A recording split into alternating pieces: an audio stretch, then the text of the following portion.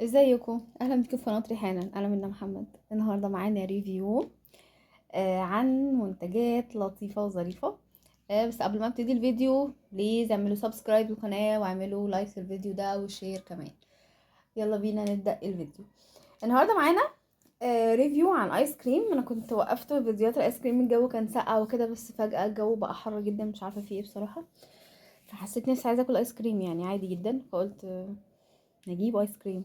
وبعدين ببص لقيت المنتجين الحلوين دول موجودين، فقلت لا دول جداد، فلازم اجربهم.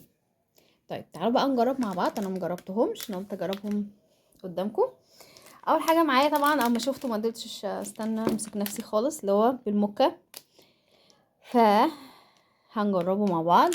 كمان في ده بسكوت اللوتس اللي هو بسكوت القرفه والكراميل، فنجربه مع بعض. طيب نجرب ده الاول، بما اني يعني ايه ماليش في الكراميل قوي، نجرب ده كده نشوف ايه اخباره. بصوا هو الاتنين كل واحد سعره 5 جنيه، تمام؟ يعني فرايداي، طبعا شركة فرايداي، فاسعارها بتبقى لطيفة. طيب بصوا هو عملاق جدا جدا بصراحة. بصوا قد ايه هو اصلا تقيل قوي يعني اهو. طب احنا عايزين ندوق ونشوف بقى ايه الاخبار.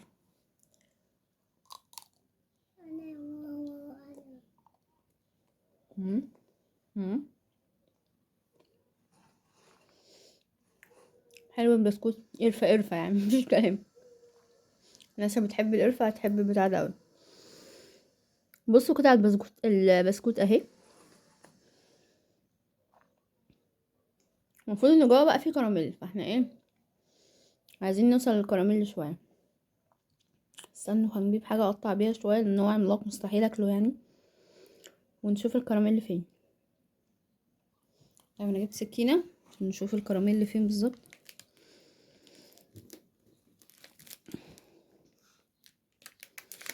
نحاول نكتشف. بصي، كرمل كرمل كرمل كرمل كرمل كرمل. في هنا حد متحمس للكراميل بصراحه. ايه تقريبا ده الكراميل يعني، مش عارفه بس لون تقريبا، ولا ده البسكوت؟ هنشوف دلوقتي. بس الحقيقه الطعم اللي طاغي هو طعم القرفه يعني، ما تبقى ايه واضحه معاكم يعني.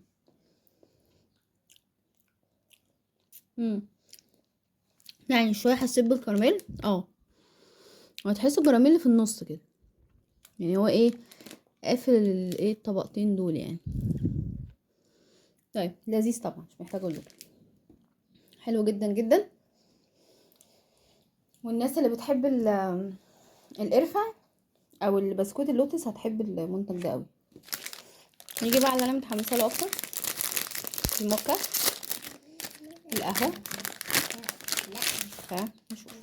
ده مش عملاق قوي زي ده يعني مناسب. طيب نوع، اتمنى يكون فيه حبيبات قهوه، اتمنى. مم. هو غامق من جوه على فكره. لا قهوه قهوه يعني. واو، حلو قوي،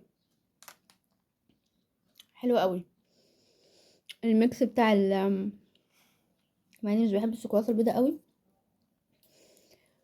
بس حلو ومش مسكر قوي، ده بالنسبه لي اهم حاجه، ان انا مبحبش حاجه مسكره قوي بتضايق.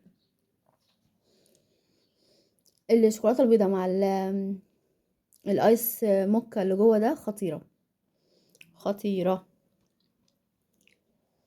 مم.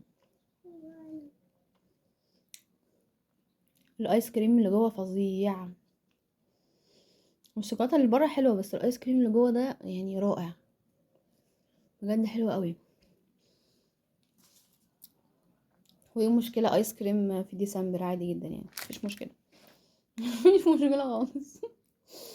انا بصراحه حبيتهم الاتنين، بس حبيت اكتر القهوه او الموكا، بما اني بحب القهوه يعني، فالموكا عجبتني اكتر. وده حلو جدا.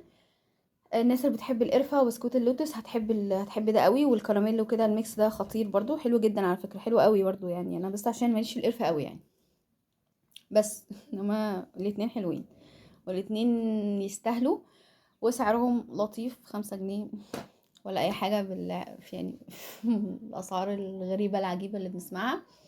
فمنتجين لذيذ، ومفيش مشكلة ان احنا ناكل ايس كريم في الشتاء يعني، حلو على فكرة. وبس.